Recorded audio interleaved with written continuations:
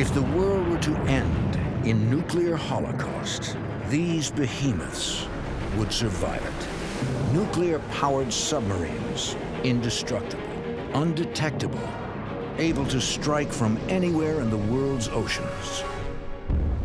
This was the logic of the Cold War. An era that has ended, but whose deadly legacy threatens more urgently today. Nearly 200 Soviet Empire nuclear subs and their reactors are rotting away in the fjords of northern Russia. An environmental nightmare and the perfect ingredient for a terrorist bomb. A team of engineers must act now to safely bring about the end of Red October. For 40 nerve-wracking years, the world lingered on the brink of nuclear annihilation. It was called the Cold War, a constant game of military and political one-upmanship between the communist-dominated Soviet Union and the United States. All-out nuclear war wasn't just a threat. It could wipe out human civilization at any moment.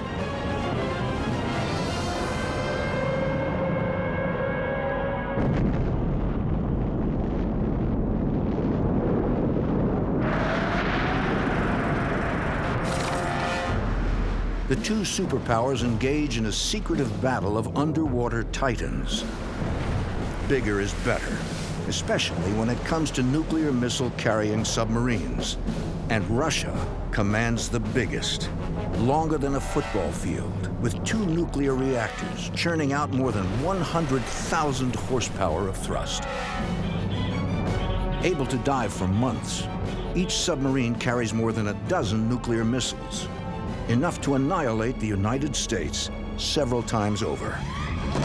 But living underwater poses threats to more than just the enemy. Should the sub's nuclear reactor melt down, there's little chance of escape. In this deadly standoff, nuclear submarines are the strategic asset. Stealth is everything, a game of cat and mouse, to track and eliminate enemy subs before they eliminate you. By the 1980s, at the height of the Cold War, the US and Russia are in full preparation for the day no one ever wants to dawn.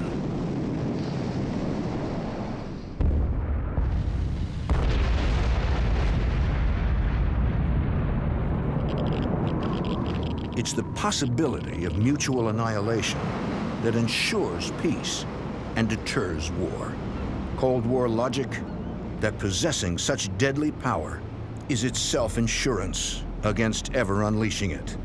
Nuclear-powered missile submarines became a key part of Western and Soviet deterrence. Few Americans know Russian subs better than naval historian Norman Polmar. You could never find and destroy all the nuclear missile subs. This couldn't be done on either side. Hence, they became the reserve, the strategic reserve, what both countries called the deterrent factor. The Soviet Empire's nuclear arsenal was concentrated in the far north, the Kola Peninsula, a landmass reaching out into the Barents Sea. Nowhere else on Earth has a greater concentration of nuclear material, and at its center, the world's northernmost city, Murmansk. 2 degrees north of the Arctic Circle, a hotbed of the Cold War. In the fjords flooded by the Barents Sea, the warm waters of the Atlantic current never freeze. It's the perfect hideout. Anchored here around Russia's most important top-secret nuclear submarine bases are the pride of the Navy, its mobile nuclear deterrents. But overnight, the mighty Soviet Union suffers a financial meltdown. Mr. Gorbachev, open this gate. The fall of the Berlin Wall marks the end of the Cold War. With the end of the Cold War and the financial situation, suddenly the military were starved for funds. Of course, that included the Navy.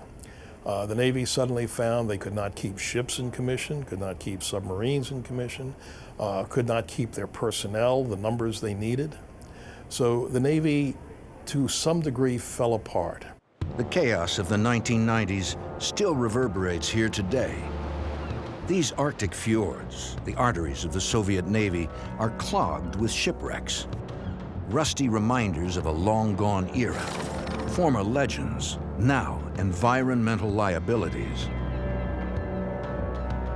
It is a place still surrounded by secrecy, and with good reason. These are the reactors of Soviet nuclear super subs, able to generate 190 megawatts each, enough to accelerate a 10,000-ton sub to a cruising speed of 50 miles an hour, underwater. Now they are separated from their bodies, but still alarmingly radioactive, threatening an environmental nightmare and the perfect ingredient for a terrorist dirty bomb. I think that took years for the magnitude of the problem to sink in and their lack of ability to handle it. In 1990, no one in the Soviet Navy expected in the next year to begin decommissioning 100 nuclear submarines. The thought just never occurred to them. So it's taken time to realize we had to help because it was a problem that didn't affect just the Russian people, but the whole world. Murmansk, the epicenter of this nuclear nightmare, is one of the most forbidding places on the planet. During winter, in the eternal Arctic night, temperatures drop to more than 40 degrees below zero. Such harsh weather is a huge impediment to cleaning up the nuclear heritage of the Cold War. But in fact, it is just one of several major obstacles for the team of uniquely skilled German engineers tasked with this monumental job and led by Detlef Mitan. We are operating in a high-security area that is close to the outside world. When we began our work here, this had been a huge problem. But I think that we have built enough trust so that the Russians don't suspect us spying for military secrets. Instead, they know that we are here to get the job done. The job: decommission over 200 nuclear submarines and icebreakers, a multi-million-dollar project, in large part accomplished by hand, a fusion of crude and clever. These former East German engineers spent half their lives within the Soviet Empire. They know the language, the customs. The Germans bring unique engineering know-how, while the Russian contractors put ideas into practice. And here, man cannot touch everything.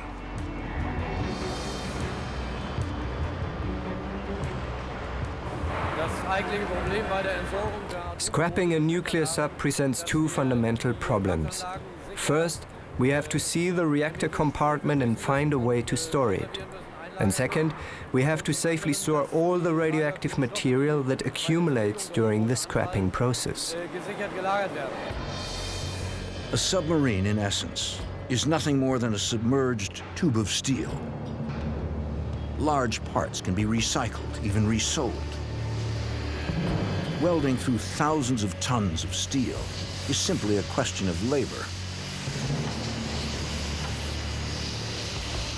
The size of the job doesn't worry Mitan's team, but something else does, something invisible to our senses, emanating from these reactor compartments: radioactivity.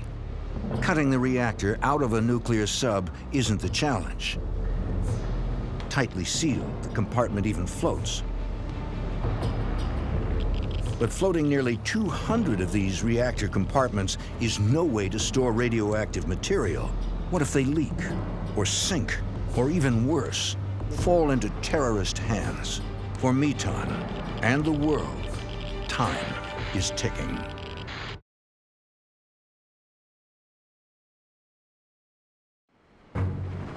At the height of the Cold War, Russian subs carried enough warheads to wipe out whole parts of the U.S. Today, these largest submarines ever built are nothing more than radioactive junk. Scrapping a nuclear sub requires a unique set of skills. A team of German and Russian engineers has taken on this monumental job. At this nuclear power plant in northern Germany, on the fringe of the former communist empire, the world's biggest decommissioning effort has been underway since 1995. Here, Detlef Mitan and his company have learned how to handle the force hidden behind walls of concrete and steel, the nuclear reactor, a source of unimaginable power and radioactivity. These are the highly contaminated parts of 5 Russian-style nuclear power plants. They emit so much radiation, decades must pass before they can be disassembled, a job that will extend beyond Mitan's lifetime.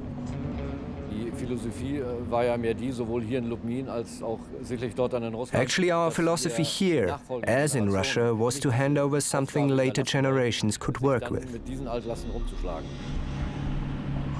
Mitan's unique communist-era knowledge of Russian reactor design is a dying art. We must solve the problem now. What we pass on can then be safely finished by future generations. Back in Russia, winter's stark, snowy darkness has given way to lush green and sunshine during the brief Arctic summer. Mitan and his team head back to outer Murmansk's Dnieper shipyard in the high-security military zone.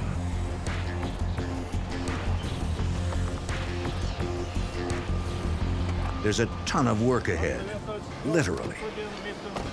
This is a nuclear-powered Victor-class submarine built to hunt and destroy U.S. subs.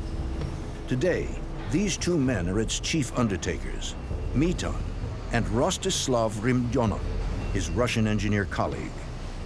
Before any work can begin, there is a step so top secret, even these men are not allowed to witness it. The first really delicate steps are disarming the sub and defueling the reactors. This has been done. Next, the team will work around the reactor compartment, handling lots of radioactive material.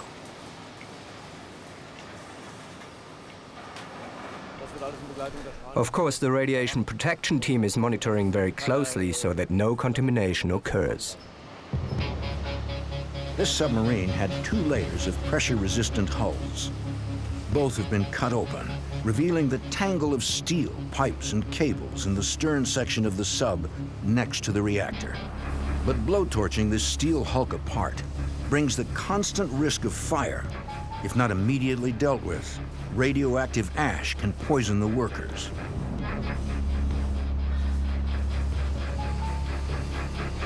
The plan is to scrap this submarine from both ends, steadily working towards the center, the compartment housing the reactor. It emits so much radiation that simply cutting it into pieces would be suicidal. Handling the highly radioactive core of a nuclear submarine presents the greatest engineering challenge. Without question, it is absolutely much more difficult to break down a nuclear-powered submarine than it is to build one. It's the fact that you have all that radiation.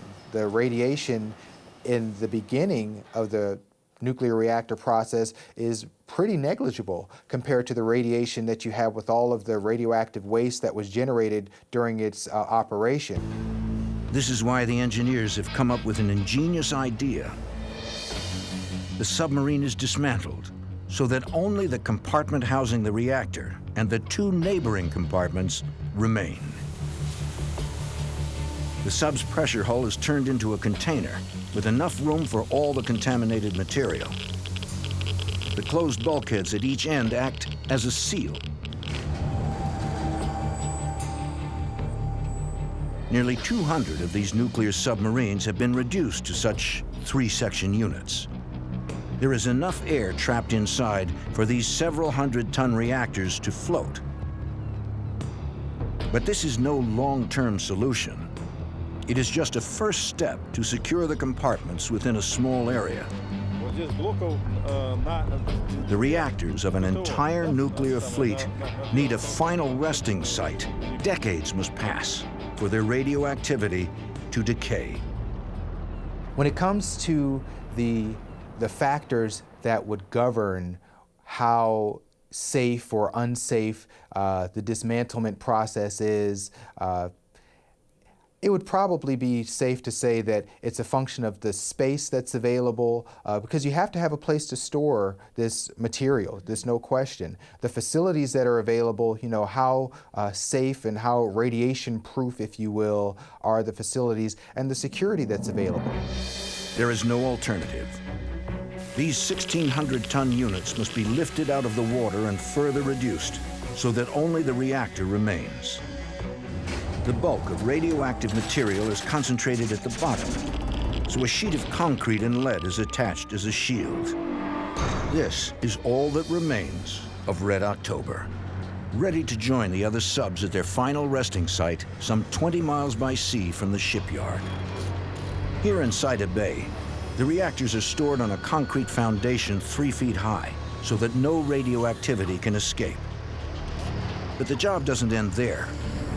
Next steps hope to decontaminate any radioactive material once attached to the reactors. Valuable know-how gained in eastern Germany.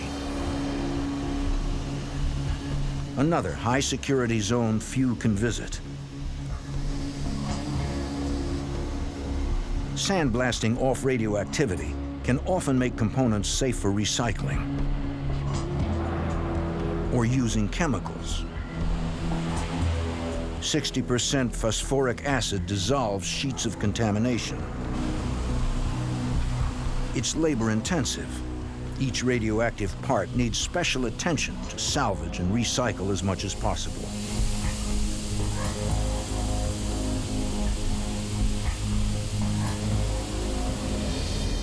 Sida Bay will become the autopsy lab for radioactive carcasses and the graveyard for Red October. Back at the Dnieper shipyard, dock workers are still gutting the colossal Victor-class submarine. These men will be the last to remember its might before it's reduced to mere heaps of junk. The sub is history. Few will remember its role, because even in death, Russia avoids talk of its nuclear fleet. Well, the Russians surely won't tell us where this sub was operating or what its role was. It surely roamed the world's oceans for more than 2 decades. Now its last voyage is to the storage site.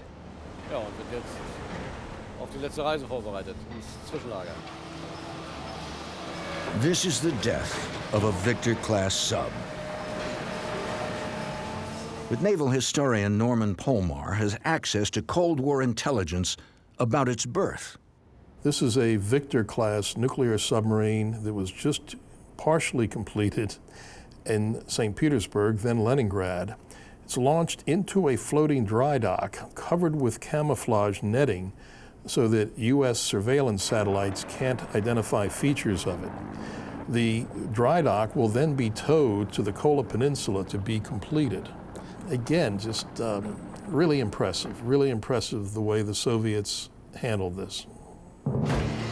Russia's atomic fleet is disappearing fast. In less than 2 decades, the last nuclear submarine and its reactor will be dismantled, including the reactor of Russia's most famous sub, whose disaster would ultimately sink the entire Russian Navy.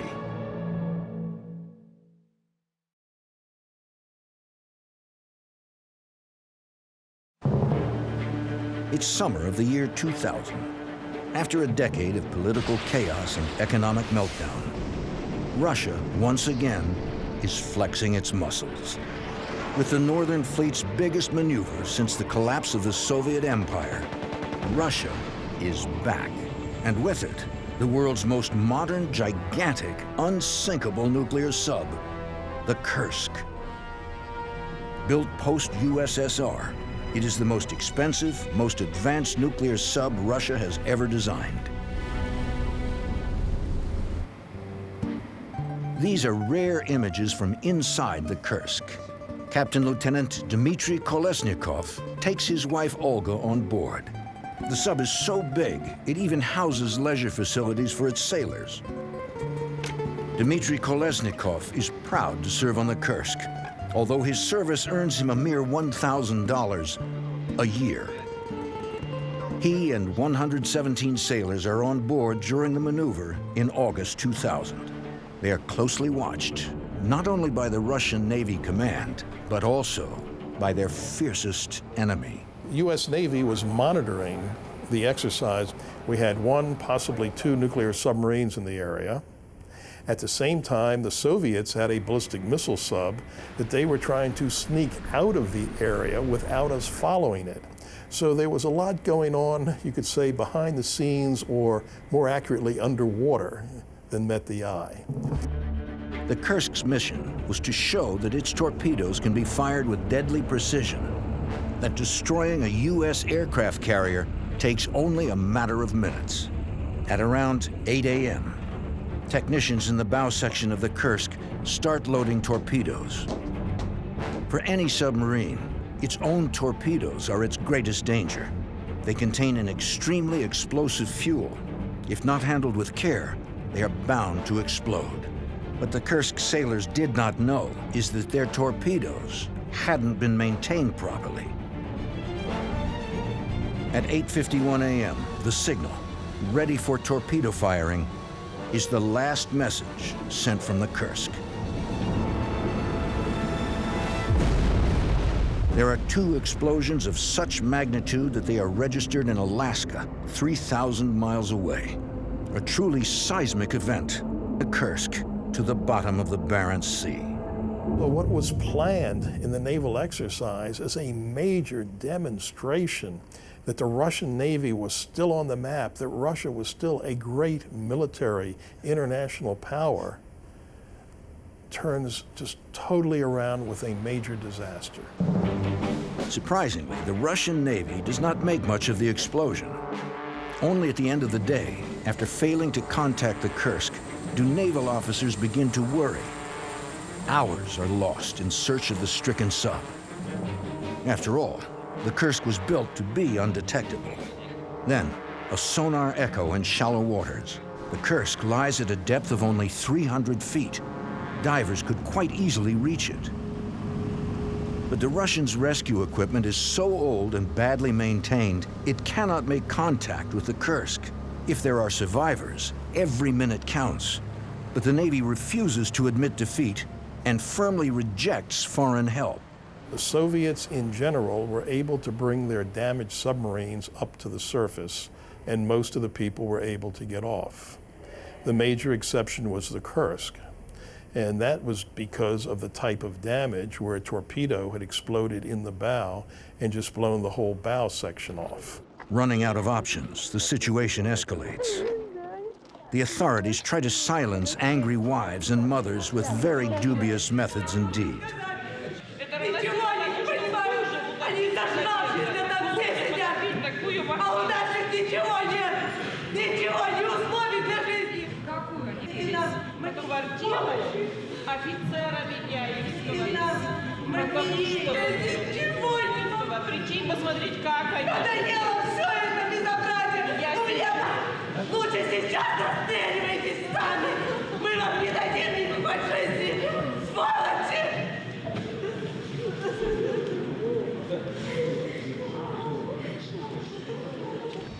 It takes the president to intervene.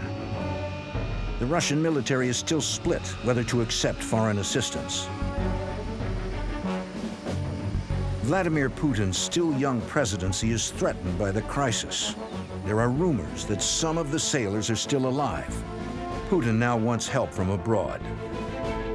Almost a full week after the Kursk was lost, divers from Norway are able to reach the submarine. Everyone is shocked by the scale of the damage to the sub. The whole bow section is destroyed. But in the stern, there is little destruction. There could be still some sailors alive. Maybe they are even strong enough to respond. Divers are banging on the hull, eagerly awaiting a response from the sailors inside. Captain Lieutenant Dmitry Kolesnikov and 22 other sailors did indeed survive the initial blast. We know this because he left a message saying they had little hope. The sailors were alive at least 24 hours after the explosion, and possibly much longer. But by the time the divers make contact with the Kursk, there is nothing but silence. Dmitry Kolesnikov, along with 117 sailors, are dead. When the escape hatch is opened, a last gulp of air marks the end of all hope.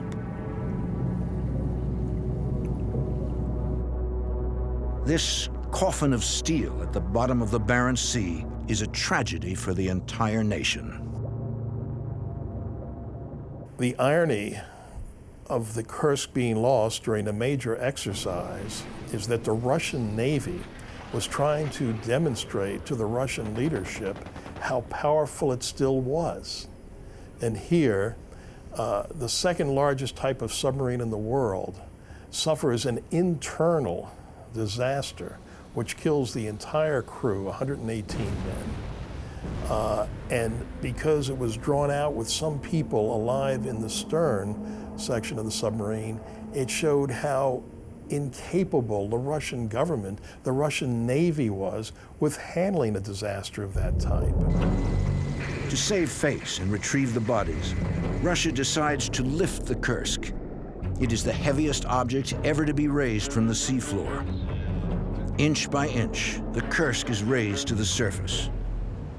Over a year after the accident, the submarine, icy grave to 118 submariners, is retrieved.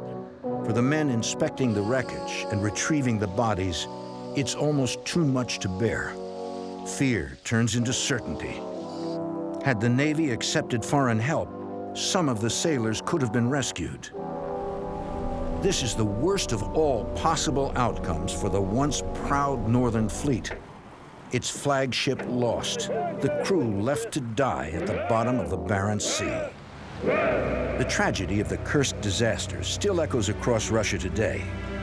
It towers over the end of an empire's once giant nuclear age. Pride has turned into a problem, a colossal problem that now must be dealt with.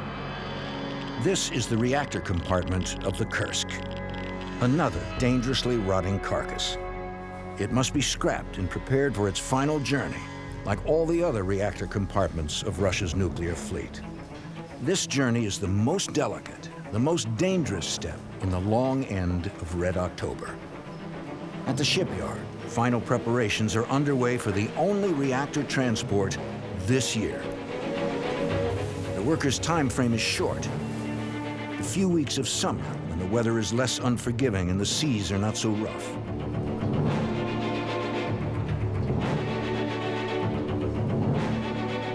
Only a dry dock can move such precarious cargo through the fjords of the high Arctic. The Dnieper shipyard, where subs are dismantled, is some 20 miles from the Saida interim storage site. It is a treacherous route, dotted with top-secret military installations. Calm seas are absolutely crucial. If this dock sinks, these waters will forever be contaminated with highly toxic radioactive waste. Any change in weather is an invitation for disaster.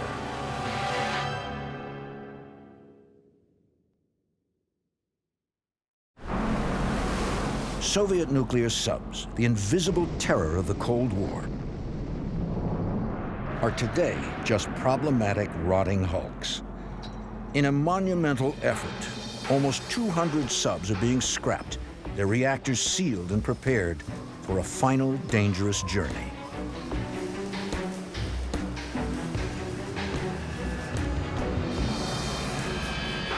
The majority of Russia's atomic subs has been reduced to this, the unit housing the highly contaminated reactor.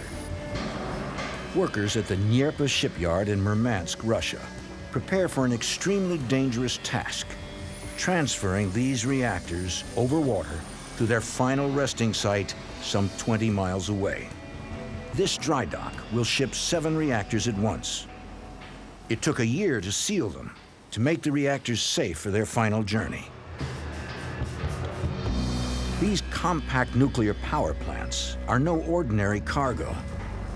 Their radioactivity limits the time humans can safely spend in their vicinity. The outer steel layer of each reactor is 3 inches thick.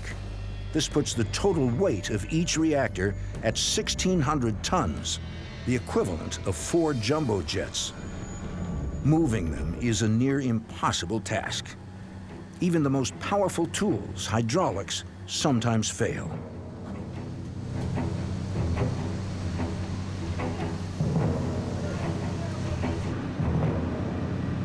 At this stage, even the most minute problem can endanger the whole effort. For loading, tracks have been laid onto the dock. The workers are doing double shifts to be finished and ready for today's high tide. These last hours, the culmination of a year's work, are a race against time.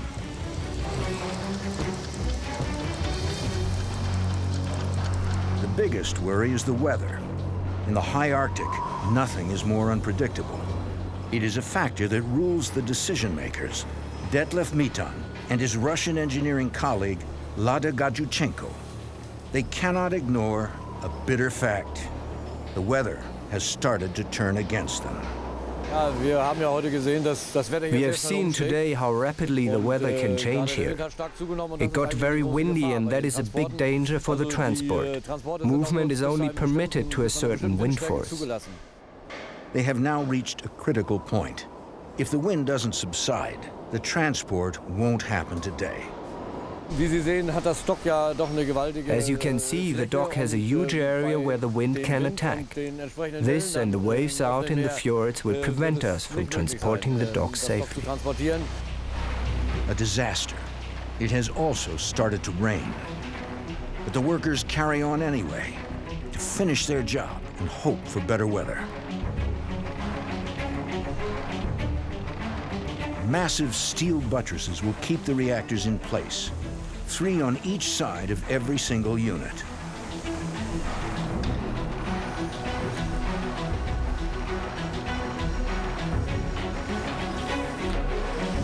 The buttresses are welded onto the dock. But even these structures will start to crack if the sea is not totally calm. The dock workers are racing to meet their deadline. There are only a few hours left before the tide comes in.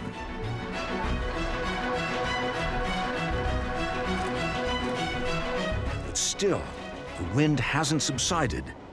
The sky's not cleared.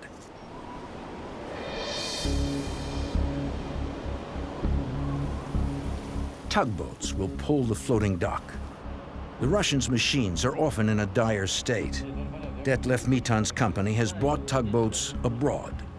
He's also supervised the modernizing of local ones. It will be his responsibility that the tugboat's diesels won't fail.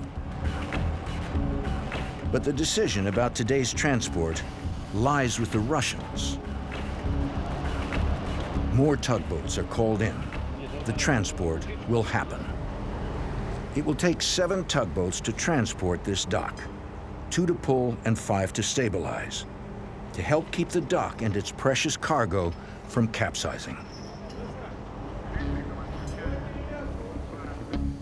This is the last chance for the contractors at the Dnieper shipyard to deliver the reactors fully sealed and ready for storage.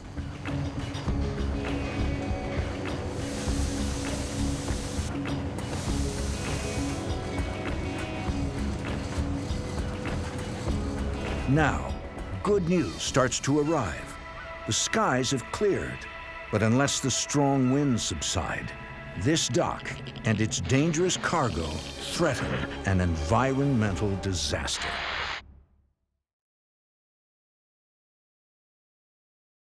The seaward transfer of 7 Russian nuclear sub-reactors is about to begin. Water is pumped out of the dock. It starts to float on the high tide. 7 powerful tugboats must push and pull the huge, loaded floating dock out into the Arctic fjord. They can move only at a snail's pace. At 2 knots, it will take them almost 9 hours to their destination some 20 miles away, the storage site at Saida Bay in far North Russia. Soon, it will be impossible to turn back. Well, you really have to know what you're doing when you're working with one decommissioned reactor, let alone multiple, let alone on water, trying to transport them. That is a major engineering feat. It's one of those things where, you know, if things work out well, then you can take a sigh of relief.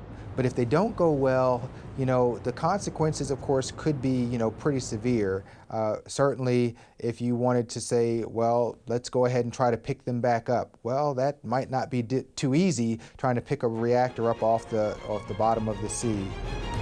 But at last, the weather is on their side. Bright sun and calm seas promise safe passage for the reactors.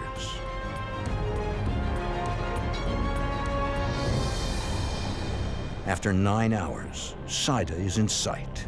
The tugboats guide the dock to the landing site. Inch by inch, the dock is moved to its destination.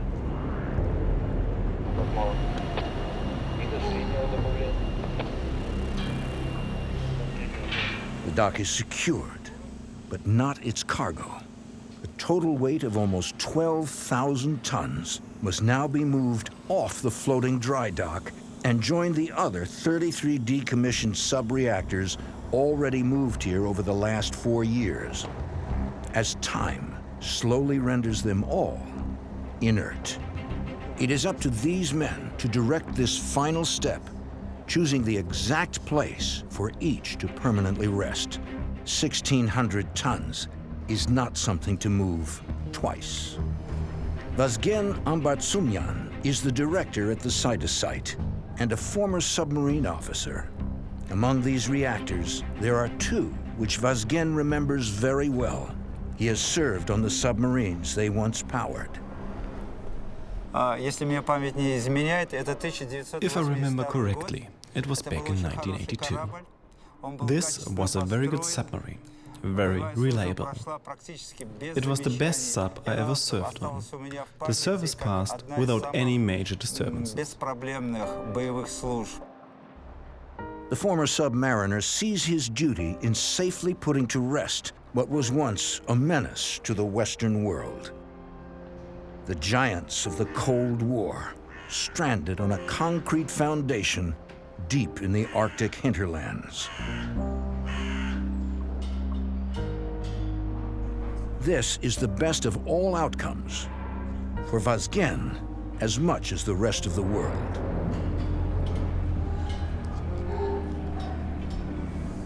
I have the privilege of knowing several Soviet submariners, now retired, a number of Soviet, now Russian submarine designers. And these people, as individuals, are talented, dedicated, and really nice guys.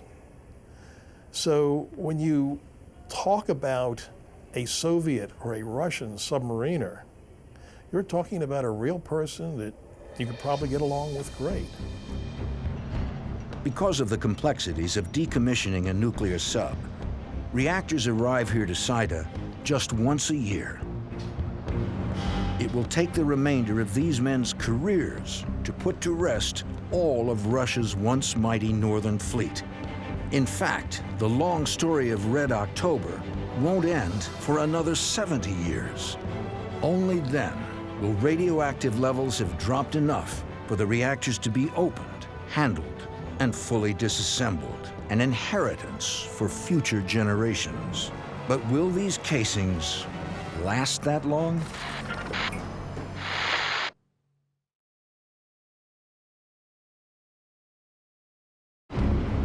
After decades of waiting and dangerous indecision, these nuclear sub-reactors have reached their final destination. But they cannot be fully broken down for another 70 years when their potent radioactivity has diminished. Between now and then, the burning question, Are they really sealed, and will they stay that way? Today, Detlef Mitan and his team of German engineers will find out whether the Russian reactors are properly sealed, or emitting more radiation than they calculated. It is not enough to technically solve the problem to store the reactors. They also must be kept safe from terrorists. And nobody should accidentally take contamination out of this area. This is why every visitor to this high-security zone is carefully monitored.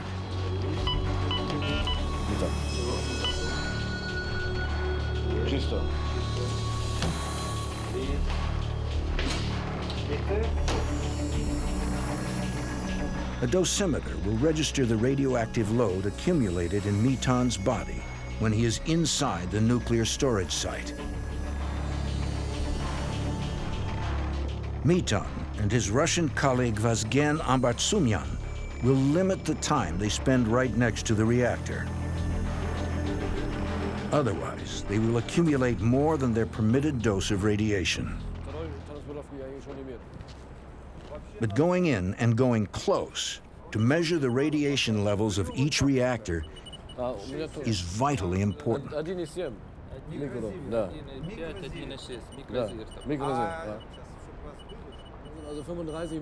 We have 35 microsievert per hour here. That is almost a magnitude below the permitted maximum level. It means the units are absolutely tight. Still, we should leave this area now. We should not expose ourselves unnecessarily to this level of radiation. Nature dictates that radioactivity decreases with distance.